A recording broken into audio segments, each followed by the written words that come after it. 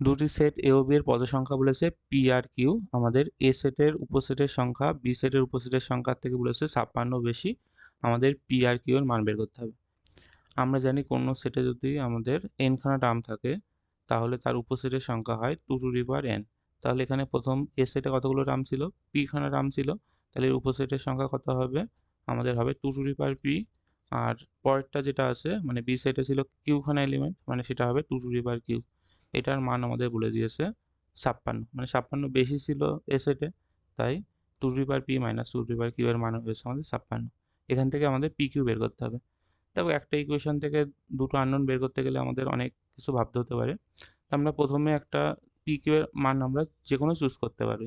তাহলে দেখো এখানে অপশান যেহেতু দেওয়াই থাকছে, তাহলে অপশান তো আমরা দেখছি মানে পির মান 6 হতে পারে, মানে পির মান তো বড় হতেই হবে অবশ্যই। বিয়োগ করে আমাদের তো পজিটিভ জিনিস হয়েছে, মানে এখানে যেটা পির মান আমরা 6 ধরতে পারি। তাহলে 2^6 মাইনাস 2^কিউ, এটার মান আমাদের সেই 64 মাইনাস 8 মানে 56 হয়। তাহলে আমরা পাচ্ছি পি সমান সমান কত? 6 আর কিউ সমান সমান 3। যদি কোনো অপশানের অঙ্ক নাও থাকে তাও আমরা পি আর কিউ এর মান এখানে যে কোনো একটা করে চুজ করি, দেখি যাতে করে এই 56 মানটা হয়। মানে এটা এইভাবে আমাদের তাড়াতাড়ি পি কিউ আমরা সলভ করতে পারি।